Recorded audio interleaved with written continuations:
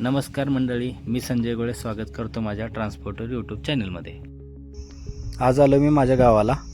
गावचा लूक तुम्ही बघू शकता। डोंगर पूर्णपणे हिरवेगार होते मी मागच्या वेळेस आलो तेव्हा, आता पूर्णपणे वाळलेत। घरी आल्या मम्मीनं लावलं काम। मी म्हणले फ्रीजचं जरा पाणी भरलंय, ते जरा खोल आणि पाणी त्यातलं कमी कर। ठीक आहे म्हणलं। नंतर उचललं बघा, असं घमेलं लागलो पाणी काढायला। पाणी त्यातनं काढलं। पाणी काढल्यानंतर मम्मी बोलले थँक्यू बाळा। आणि काढलं। पाण्यासोबत बर्फही होता, बर्फ पण काढला बगल भरून एक। नंतर माझ्या चिकूला म्हणलं, चिकू हे जरा बर्फ खा। चिकू म्हणली पप्पा हा खायचा बर्फ नसतो, आता आजारी पडतं। हा बघा आमचा बंधू गणेश गोळे। सकाळ सकाळी जरा काम करू लागतो घरी, जरा कामाचं पोरग आहे। जरा लग्नाचं स्थळ जरा नियोजन चाललंय बघा काय असेल तर। हा दुसरा आमचा बंधू विकास भाई बोलला मला पण घे जरा व्हिडिओमध्ये, माझं पण लग्नाचं बघायचं आहे। तोपर्यंत डॉगेशबाईची जरा इकडं तारांबळत चाललेली। डॉगेशबाई म्हणला तू कोण आहे रे इकडं आलाला? आमच्या वस्ती तो पहिल्यांदा दिसतोय। त्याला म्हणलं मी जुना आहे, तू नवीन आला आहे। तो काय ऐकाय तयार नाही। तेव्हा मला नुसता चौतळ माझ्या अंगावर येत होता। त्याला म्हणलं थांब। तोपर्यंत आमचे हे बाबूराव आला, बाबूराव ते आले होते। तोपर्यंत अक्का आमचे विकास बोलले की चल तुला आमची विहीर, जी नवीन विहीर पाडली ते तुला मी दाखवतो। चल म्हणलं बाबा मला विहीर दाखव। तोपर्यंत आमची गुड्डी भेटली। गुड्डी म्हणली जावा विहीर बघून या। तोपर्यंत आमचे ते विहिरीचे मालक ज्येष्ठ बंधू चांगदेव गोळे उर्फ सत्यवान गोळे ते म्हणले चल तुला मी विहीर दाखवतो, माझा पण एक शॉट घे आणि मला पण जरा व्हायरल कर।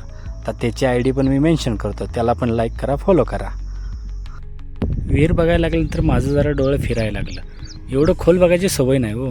विहिरीला पाणी पण भरपूर लागले, त्यामुळे काय अडचण नाही।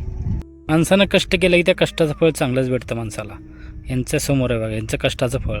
यांनी मेहनत करून विहीर पाडली, विहिरीला पाणी लागलं, अजून थोडी खोल नेली विहीर की अजून पाण्याचा साठपा होतोय। दुसऱ्या विहिरीवरती आलो, तिथे आमचे हे चुलते बाबूराव बसले होते विहिरीचं निरीक्षण करत। हा मुकादमच एक प्रकारचा आहे तो। मग त्यांनी माणसं बघा कशी कामाला लावलीत खाली।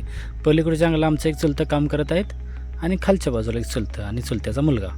अहो घरूनच सगळं काम करायची तयारी। चुलते बोलले काय माझा व्हिडिओ व्हायरल करतो काय? मी म्हणलं करतो ना जरा। विहिरीचा गाळ खुपसायचं काम चालू होतं। मेहनत जरा घरच्या घरी केली की फळ पण चांगलं भेटतं।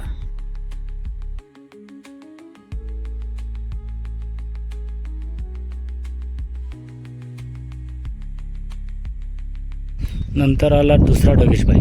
तो डोगेशबाई काय आम्हाला ऐकायला तयार नाही। अहो ह्यो लहानपणी लयच आमच्या चौतळून यायचा, पण आता जरा आम्हाला बघितलं की लांब लांब पळतो जरा। आता त्याला लहानपणी वाटत होतं की मी लय मोठा, पण ते आता कळून चुकलं त्याला की हे आपल्यापेक्षा ही मोठी आहे। ते बघा कसं लांब लांब पळतोय। त्याला मी प्रेमाने जवळ घेतोय, पण तो काय ऐकायला तयार नाही। त्याला वाटते आता ह्यो मला मारतोय काय। घरी आलो तर पोह्याचा कार्यक्रम चालला होता। दादा म्हणले पप्पा पोहे खायचेत का? मी म्हणलं नाही बाळा मला भूक नाही आहे। तोपर्यंत दुसरे आले, ते म्हणते पप्पा पोहे गावा मम्मीनं बनवलेत पोहे। मी म्हणलं मी नाही खाणार, मम्मीनं बनवलेत तर मी खाणारच नाही। ती म्हणली तुम्ही खावा, नाही व्हिडिओ तुम्ही म्हणता व्हिडिओ बनवताय का? म्हणलं नाही बनवत। ती म्हणली बघू थांबा मला बघायचं आहे व्हिडिओ बनवताय का।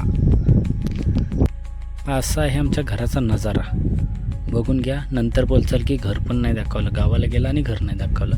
बघून घ्या, इकडं शेळ्यांचा गोठा बांधलेला आहे आणि ह्या साईडला घर आणि त्याच्या खालच्या साईडला असे एक गुरांचा गोठा आहे। खालच्या साईडला पाण्याची टाकी, संडास, बाथरूम वगैरे सगळं। हा बोकडबाई आहे। या बोकडबाईला एक कापायचं नियोजन करायचं आहे। कोणाला खायचं असेल त्यांनी कमेंट करा आणि तुम्हाला आम्ही आमंत्रण करतो। आमच्या घराचा आणि गावचा नजारा तुम्हाला कसा वाटला याबद्दल कमेंट करायला विसरू नका। लाईक करा, शेअर करा आणि सबस्क्राईब करायला